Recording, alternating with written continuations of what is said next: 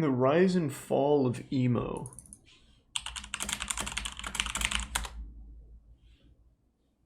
The rise and fall of emo. Okay. Hey! Emo's not dead. I'm Raven, your acid bath princess of the darkness. This is a classic. Has there ever been a teenage subculture as reviled and misunderstood as the humble emo? For a time, it was a catch-all term of derision, reserved for anyone who wore black, listened to My Chemical Romance, and exhibited some worrying self-roping tendencies. But all that moping and the music that inspired it actually has a complex history. And to understand it fully, we have to go back to the beginning. When aliens While no created one knows us. the name of emo's Patient Zero, they were likely a member of the Washington hardcore punk scene in the 1980s. Bands like Minor Threat, Fugazi, and State of Alert were producing three-chord I've never heard of them. for small, devoted audiences. And like their emo descendants, these punks wore black, cut their hair with industrial lawn equipment, and took themselves very seriously. But these punks were also deeply political, even expressly anarchist, like these two specimens who decry the woes of capitalism while hanging out in a mall, with none other than a somehow still very old Bernie Sanders. Wait, that's Bernie Sanders? What does it say, or it doesn't mean anything? Or What the fuck? It's just basically Where's saying, his emo to phase? heck with society. Yeah, to heck with capitalism. Ronald Reagan can go fudge himself in his bunghole. By 1985, the DC punk scene was in need of a makeover, as it had caught a well-earned reputation for being moronically violent, mostly owing to the fact that their concerts looked like a cross between a Black Friday stampede and an Indian train carriage. I've always hated mosh pits and walls of People death. call it slamming. It's really Some people embarrassing, call to it be honest. bowling, and some call it the skank. Like to watch. But It's probably fun I to just be call it in. dancing because that's normally what you're doing. They just call this more or less a slam. It's just keep Whoa! keep moving your arms and stuff. During what was known as Revolution cool. Summer, bands like Rites of Spring and Embrace offered a new direction for the genre. These artists wrote more introspective lyrics and rejected the scene's political posturing for a whinier, more emotional perspective. Thrasher magazine called this style emo-core, but even then it was meant as a disparaging Thanks, term. Resub Vixian. Hardcore must be the stupidest fucking thing I've ever heard in my entire life. Emotional hardcore.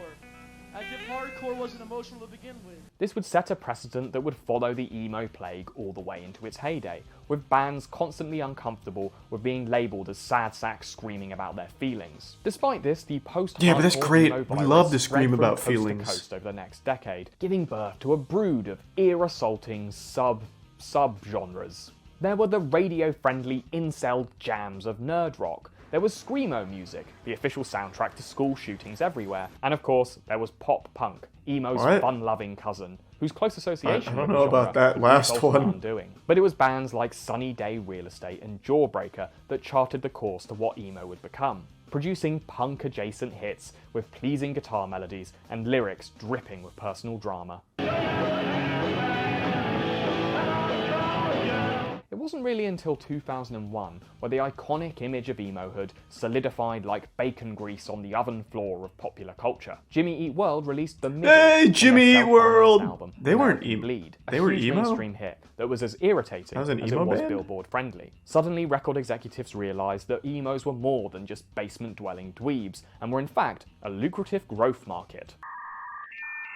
Now we're cooking. This is the emo I remember. As broadband Not fucking internet Jimmy connections Eat became more World. widespread, the irritating screech of a That's just dial-up mainstream connection was radio replaced by shit the from back in the equally grating day. sound of teenagers expressing themselves. Real emo is Emo like was Broken arguably the first Side. subculture to truly spread through the internet. Websites like LiveJournal and MySpace acted as the sweaty public toilet door handles, accelerating emo's bubonic burst into mainstream culture. Emo fans would plaster Thanks, their Resub Legend profile Hero. with lyrics from their favourite bands, create fan sites, and communicate with other people who like to play noughts and crosses on their forearms. But most of all, these online spaces were responsible for disseminating what became known as the iconic emo look. The emo That was look actually centered Taylor on few Swift. necessities and tons of optional extras. But if one is to truly understand the emo, one must become the emo. Look, I'll admit, I went too far on this one, but I believe in committing. Looks to it. pretty cool, And that's actually. What emo's about, you know, committing to looking, Looking like good. a fucking idiot. Eye makeup was a must. Slathered It kinda looks above like the kind of guy that would and offer you a really to shitty bring deal out the for your skull soul. that lives inside all of our face meat. Black jeans that looked like they were painted on were also a must, and could be accessorised with a studded belt, which could be worn anywhere on the body provided it was at a 45-degree angle. Black lipstick was optional, but it was encouraged, a fashion choice which only ever reminds me of this line from The Sopranos. Look like a Puerto Rican whore. Make me sick. So. Band t-shirts were also very important, but anything black would suffice. There are also these separate arm sleeve things which make it look like your arms are wearing lingerie. Another optional extra was turning your lower lip into a playground for bacteria, as well as a target for any school bully and or passing crow. Of course, the most important part of the emo armor is dyed black target hair, for straightened to obscure teenage for acne bullies? and to make Were sure bullies you known to, yourself like, in the mirror as little as pull on possible. lip The piercings? emos paved the way for many norms of social media. They pioneered the full-body selfie, and they were applying filters and Photoshop to their photos when Instagram was just a vapid dream in the head of whoever was inventing it. And emo culture was also discussing mental health and LGBT rights long before it dominated public discourse, and admittedly, it was a bit fucked up at times. But today, the internet only approaches these topics in a mature, Droxlong open-minded and gift manner, sub and we have these Nicodemus fringe-fondling and Bit Sam. frontiersmen to thank for it. It doesn't feel hot or uncomfortable yet. In fact, it doesn't really feel like much. Well, that's good because it's not meant to touch your scalp, so... It's not meant to touch your scalp. No. Good to know. By 2004, record labels had fully weaponized the emo virus. In a space of 2 years, it would go from being a public health concern to a full-blown pandemic. There were the wildly successful wine pop stylings of Fall Out Boy, a band with 5 members but only 4 chins. And there were the theatre school That was rejects never an known as emo Panic! band. Disco, and act famous for their obnoxiously long song titles and that one bit in their one song where a guy says a naughty no-no word. What a shame the poor groom's bride is a whore.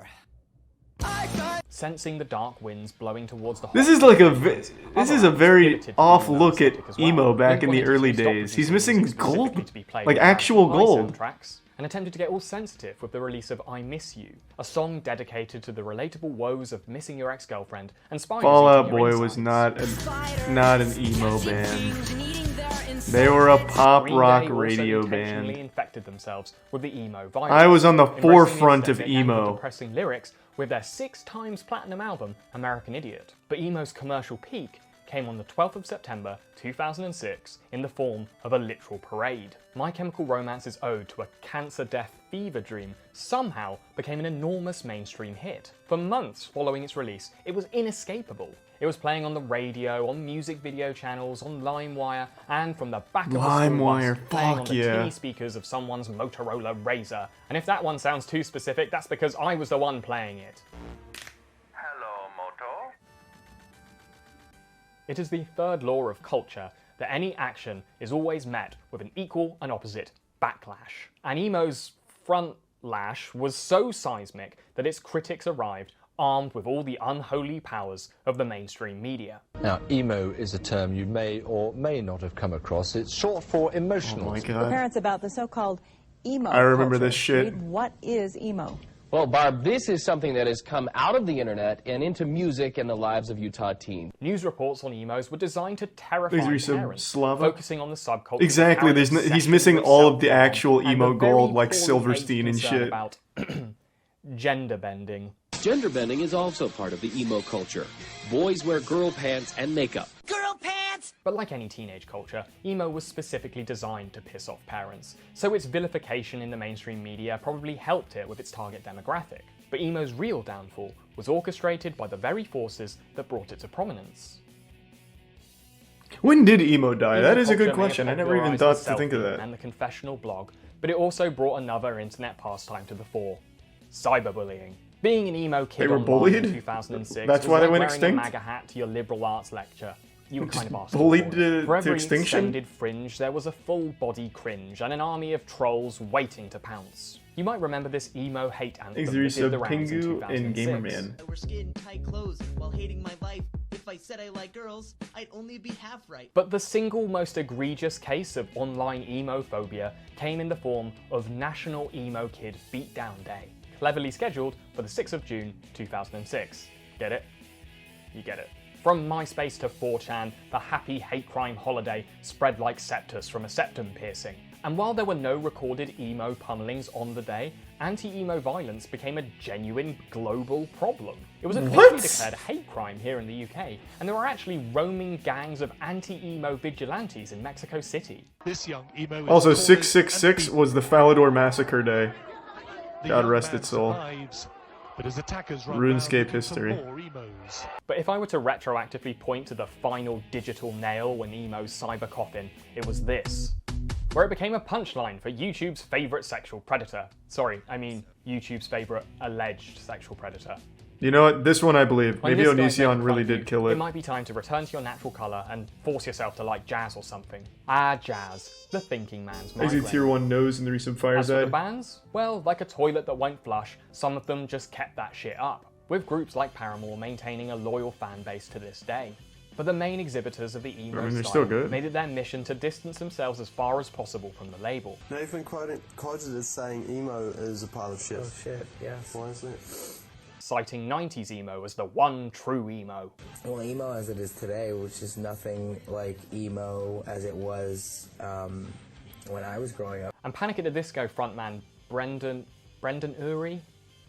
I don't know, has made no secret of the fact that he just wants to close the goddamn door on the song that made his band so popular. Maybe you should, Tony.